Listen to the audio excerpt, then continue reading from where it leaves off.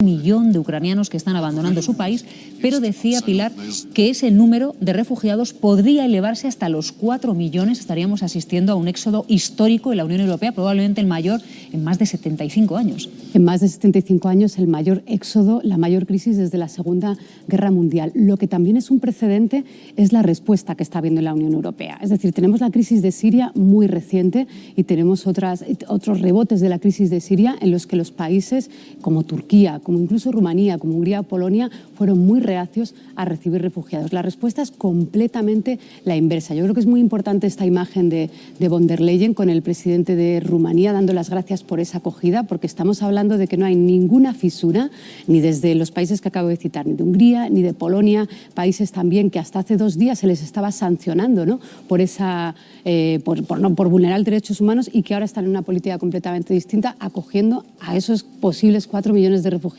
que es que ya vamos por casi 1 millón. Bueno, y evidentemente esta no es una guerra deseada por los pueblos, es una guerra, algunos dicen la guerra de Putin, yo no me atrevo a decir eso, yo creo que es una guerra de intereses, ¿no?, de Rusia. Bueno, eso podemos entrar en ese tema.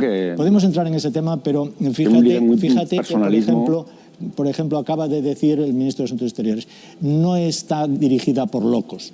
O sea, ¿por qué dice eso? Pues porque son conscientes y saben que aquí estamos diciendo eso.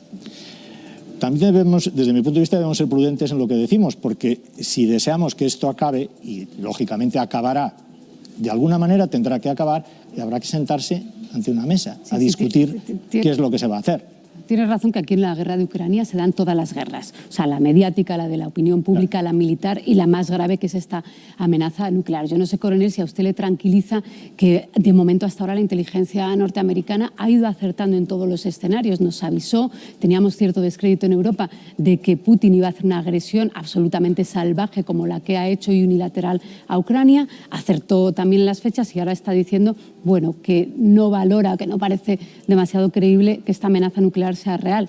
Lo cierto también es lo que usted dice, a día de hoy, que los escenarios cambian mucho y hay que recordar el origen y la excusa que dio Putin para abrir esta guerra, que fue, ninguna, que había que desnazificar Ucrania y que había que liberarlo, y no hay un solo ciudadano ucraniano que levante los brazos con señal de liberación, ¿no?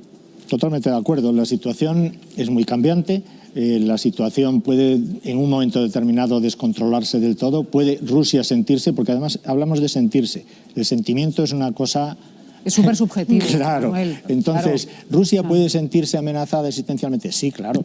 ¿Cómo? Pues evidentemente la unidad que en este momento estamos manteniendo en Europa a Rusia le tiene que preocupar. En Europa, y yo diría más, en el mundo occidental. No, pero decíamos que estaba compareciendo ante los medios de comunicación en Moscú el ministro de Asuntos Exteriores ruso sobre los civiles que están resultando heridos, que están falleciendo en la invasión de Rusia. El ministro de Asuntos Exteriores respondía, como van a escuchar, hace tan solo unos instantes a una periodista. Mírame a los ojos. ¿Cómo puedes dormir por la noche sabiendo que bombas y balas rusas están matando a niños? No voy a justificar ningún tipo de acciones que lleven a la muerte de los civiles. Pero no inventamos nosotros la expresión de daño colateral. Esta expresión, este concepto lo inventaron nuestros socios occidentales. Precisamente estábamos hablando de bombas que de forma indiscriminada se podrían estar lanzando, según Ucrania, contra su población. Ahora lo que hace el ministro de Asuntos Exteriores ruso, Sergei Lavrov, es decir que esos daños colaterales fueron precisamente una expresión que inventó Pilar Occidente. Claro, o sea, está convirtiendo lo que es la política y lo que tiene que ser la negociación política, que es en el paso previo que estábamos hace unas semanas, en daño colateral, en una guerra unilateral que abro contra toda la población civil de Ucrania. La fotografía es clarísima. Rusia y el ministro Lavrov, que quienes conocen la política exterior dicen que es un gran ministro, que